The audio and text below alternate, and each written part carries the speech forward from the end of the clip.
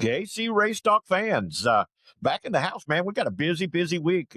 I'm sure you guys actually seen the last episode I did with Jack Wagner, but with Power Eye's got a big week in Kansas City, or at least on the outskirts of Kansas City, with the War Series running at US 36, which I will be there and announcing with start to finish, which is pretty awesome. It'll be my first full streaming service, so I'm pretty excited about that.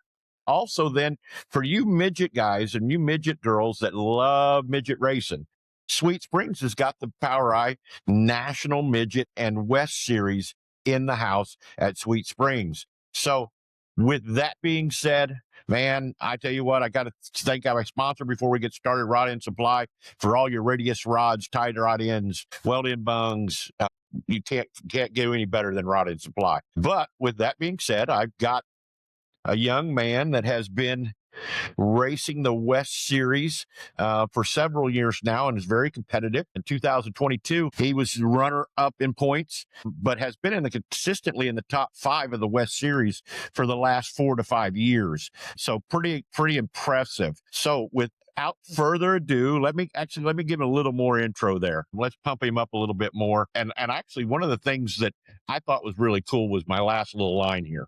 But he's a rare breed of car owner and driver in the midget world, which doesn't happen very often. Again, like we talked about, he is part of the Power Eye series and a consistent top 5 in points every year. Graduated from Sweet Springs out of their micro program. And this was a super cool line that one of the guys sent me. He says, just great dude that would help anyone and is the hardest worker you'll ever see at the track, while also being a business owner, raising a family, coaching football, and all doing this under the age of 30. Without further ado, and I'm going to butcher the first name again because I just did it. I just drew a blank. Branigan Roark.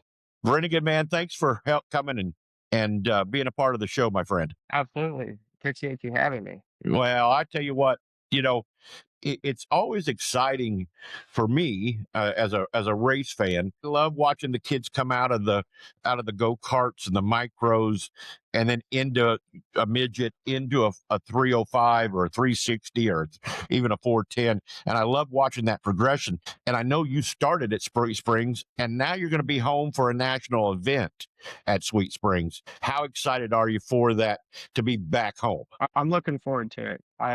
I love going there. It's the love-hate relationship because every time we go back, either run really well or I run really bad. But I'm glad to be going close to home. A lot of friends and family will be able to come out. Sponsors will be able to come and attend. And it's just nice to get back there. I started there and raced there ever since. Before the show, but you come from a racing family. Grandfather raced a little bit, dad raced a little bit. But what put that bug in you that say, hey, I'm going to want to be a race car driver? Where did that all begin? I'd have to go back to when I was a little kid. I was born on a Saturday. My dad was actively racing micros at Sweet Springs. I was born in the morning. Mom was stuck in the hospital. And long story short, dad ended up going racing that night. And everybody gave dad crap about it at the racetrack. But from a week old until I was 6 years old, I was racing with my family all the time. We were going racing and I was scraping mud. I was building a dirt track, playing with cars and running in and out of the trailer. And I lived at the racetrack. So from the time my dad quit racing all the way until I started racing, we'd try and go watch races locally. We attended several NASCAR races over the years growing up, just to go and experience it. And then there was one day we have a family friend that dad and I kind of had said, he's selling his car. We should get into this. But my mom had always told us, we weren't getting back into racing. When dad was done, we were done. I raced go-karts for 1 year at the Coliseum in Sedalia. That was probably when I was around 10. Had a good year, but had one wreck and scared the crap out of my mom back then. And she said we weren't doing it. So my senior year of high school, my dad and I, we had kind of figured this out and kind of hit it and started putting together and building the micro down at our buddy's shop. And one day we had came home and she was kind of saying some things, and dad said we were going to pick up a trailer over the weekend, and she thought, maybe it was something for the business. And it didn't dawn on her until after we had picked up the trailer and were on our way back that we were going to start racing again. And at that moment, she wasn't too thrilled with us, but she kind of got over it. We started back in 2016, and have been running for the last 10 years. I'm glad to be back. It feels like home. Yeah, well, for sure.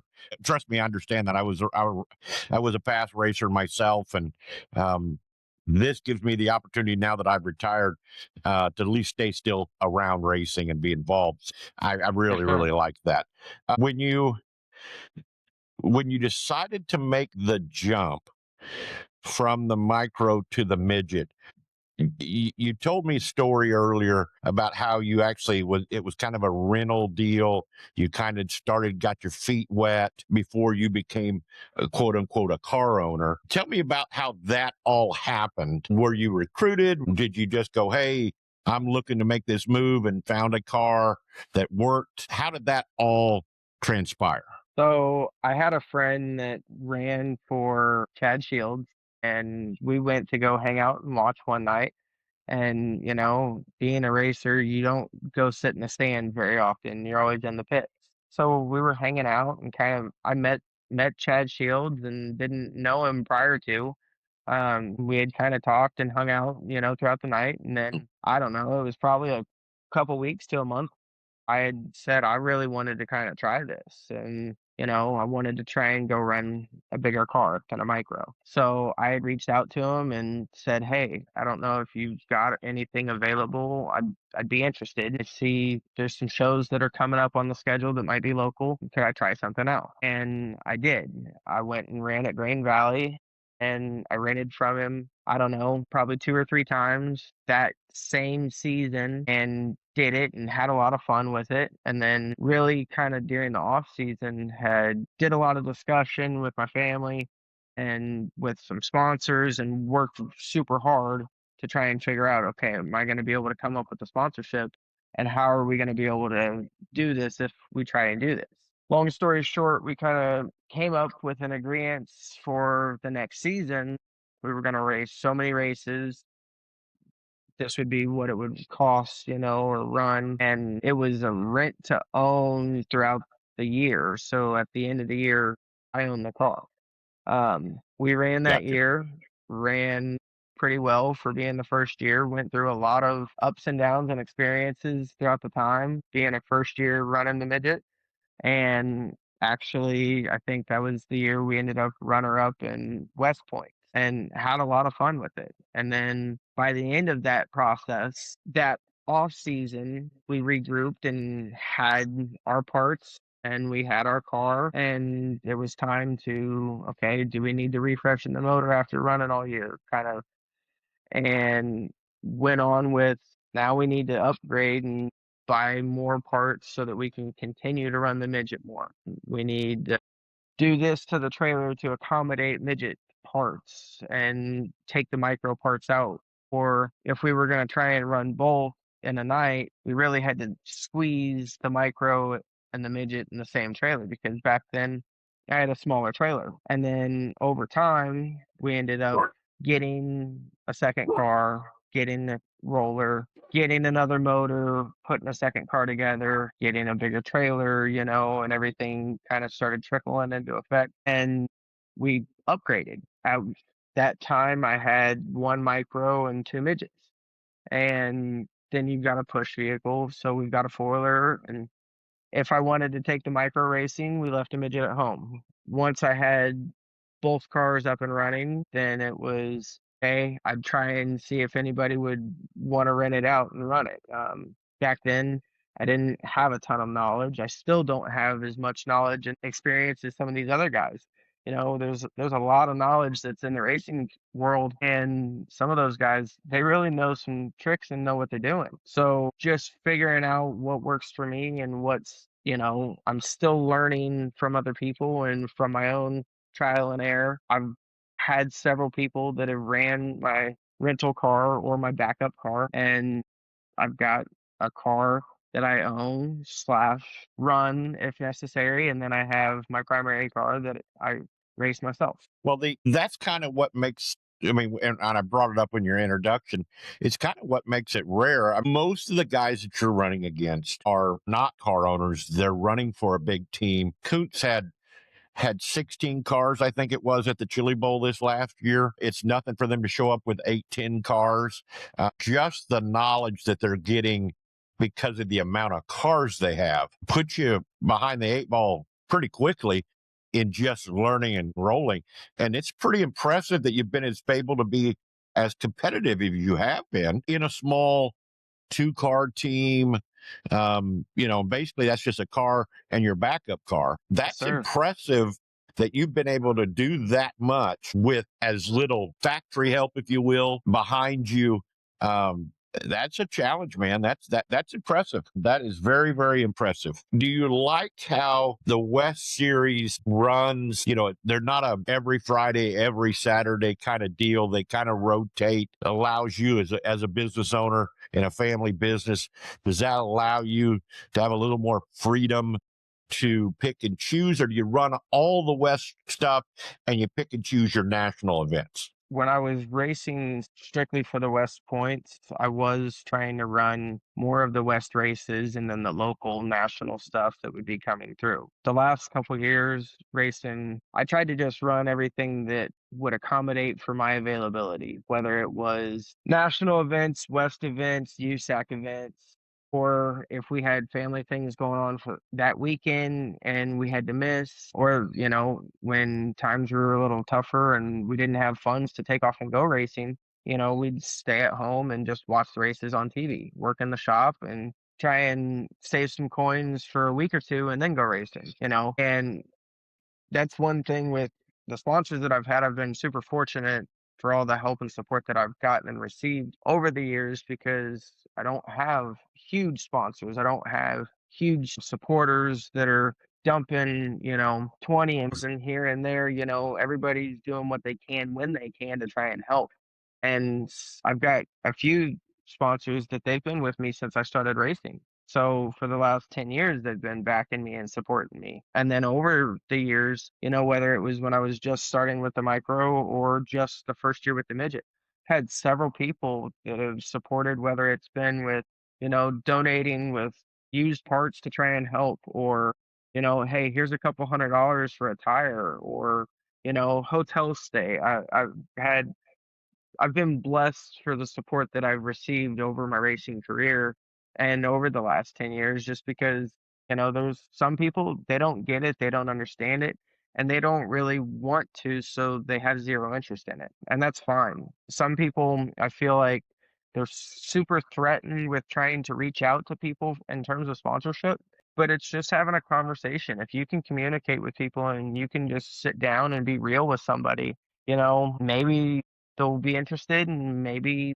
they'll say, hey, I'm not interested. The worst thing that can happen is somebody say no. So being able to do what I've done, I've been super blessed with it. And with running every other weekend, like you were saying, kind of with the West Series, or just making my schedule with how I make my schedule, I've had the time to do more things. I started coaching football here at my local high school where I went to high school. I got asked last season, probably 2 weeks after school got out, "Hey, we're really needing another coach. Would you be interested?" And that was something I was like, "I'd love to." I was a personal trainer when we lived in Columbia for 6 years at a gym, and I trained kids from 6 and 7 years old, all the way up to adults, and I'd teach fitness classes 7, 8 times a week, and it was awesome. I loved it. So when I got the opportunity to go back and help the younger generation with a sport that I was so in love with back then, it was a no-brainer. So having the time to fluctuate and be a coach, and now I've got a son that's 2 years old, and be able to be a dad and take weekends here and there, if I really want to lock in and go run a championship or run for a championship or even try to contend for one, you've got to go and make every show. So that's a hard thing to do with juggling and being busy. Like you said, we have a family business and we do a lot of residential and commercial work, and it's really flipped to being more commercial work than residential work, unlike how it used to be. And we've got jobs lined up all the time. We've got a 5-man crew with my mom and dad in the office, and my sister helps out in the office, and we're busy all the time. When I can miss work for a Thursday or a Friday and then go hit a 3-day weekend, and the guys take on extra with me being gone in the shop and not being there to help out, it's huge. With my family being able to say, hey, we're going to go ahead, go on and go.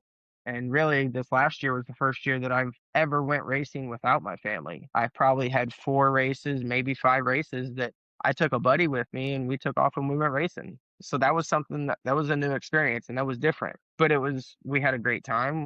We were successful a couple of those nights and was really successful one of them.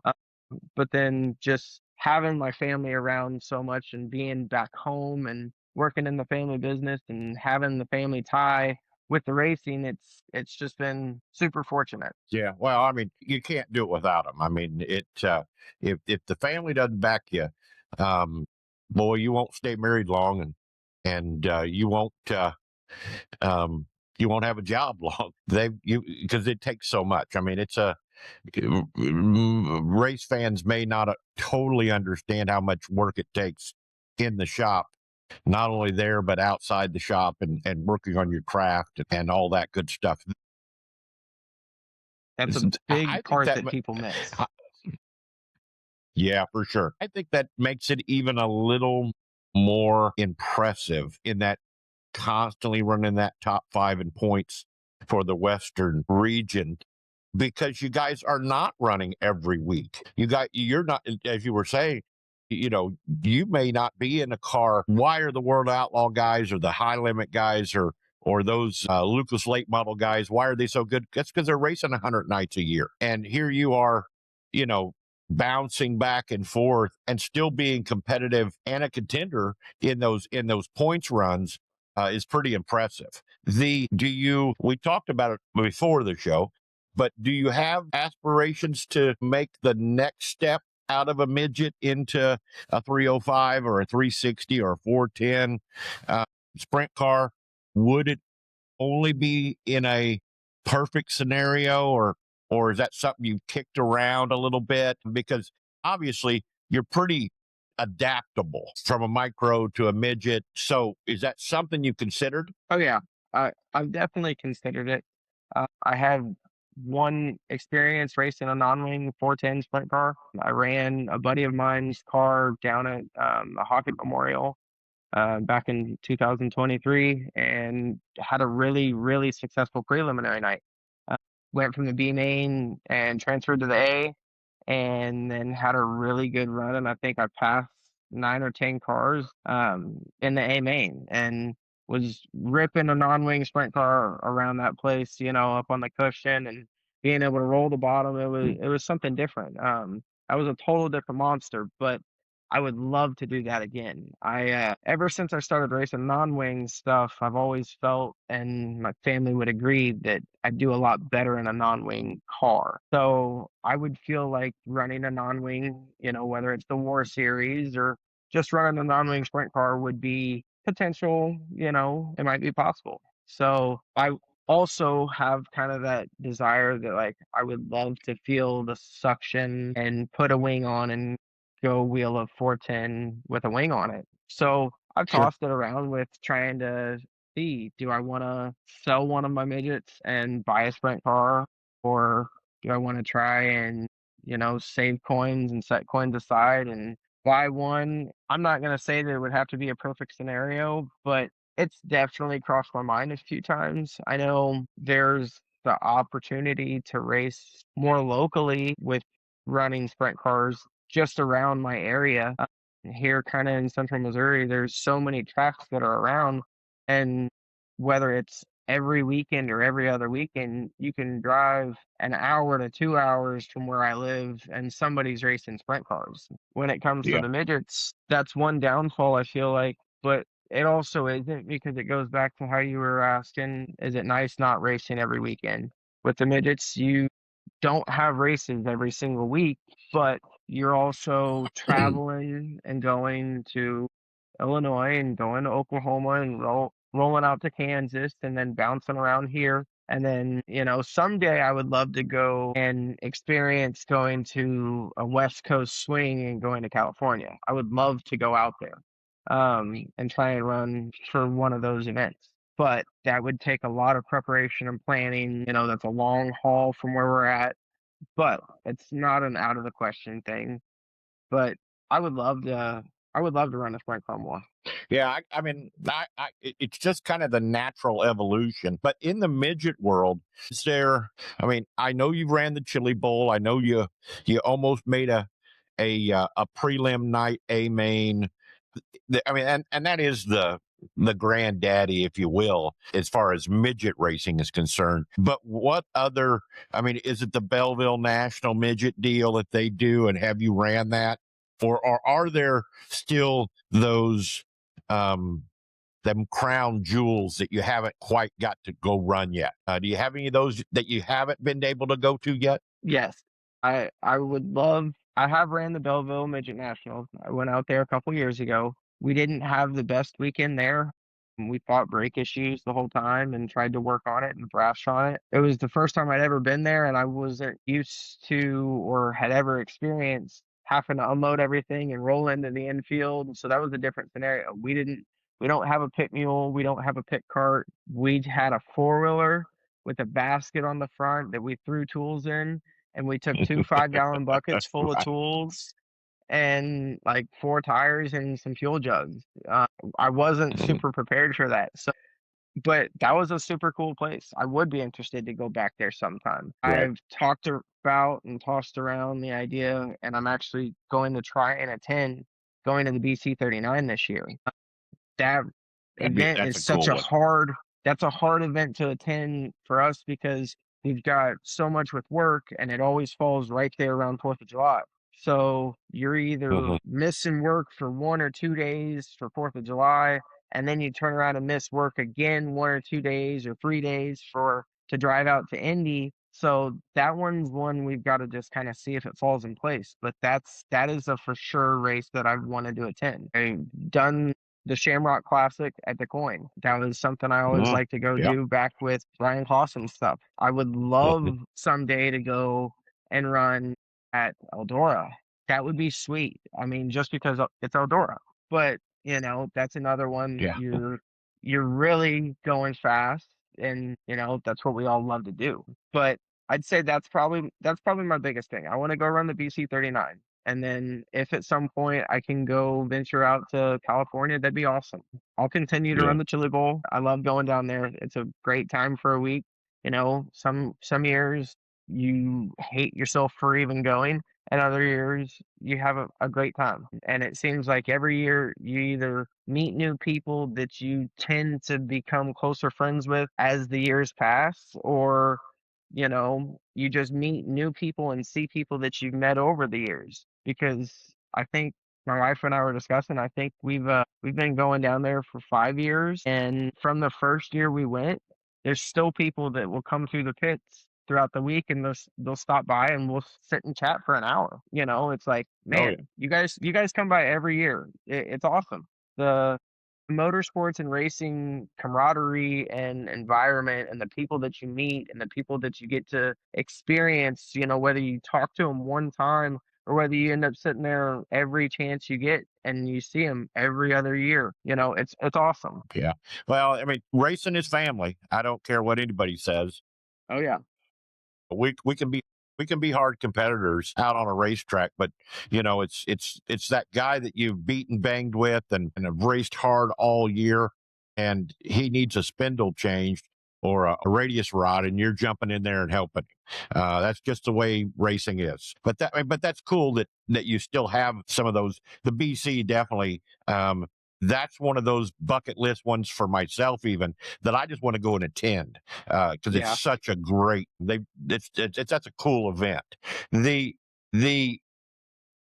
um, is there a you go down and run? the Texas races this year I did with not. the National Midget Power I? No, Gotcha. I did not make it Because that down looked there. that looked like some. We ended up running the Turnpike Challenge, and then we ended up not making it the next week. We had a big project going on for work, and we weren't able to turn around and miss a few more days to take off and go down there. Gotcha. It's just down there at Texas Motor Speedway is just that's a wonderful facility too, and that's why I was just curious if you had a chance to go down and run that deal. It looked like a Um, pretty awesome show. how yeah, it did. What I've seen of it, it looked like a great show. With um, what makes it so exciting having a national race along with the West Series race at your home track in Sweet Springs? What makes that kind of really, really cool? Is it that extra competitiveness of that those people? Is it you're on your home turf and you don't want these guys thinking they can just come in at any time and take it? You're going to make them earn it. What is it that makes this weekend and the national tour being there so special? I always enjoy having shows with Power Eye or really any of the sanctions there, just because I love racing there.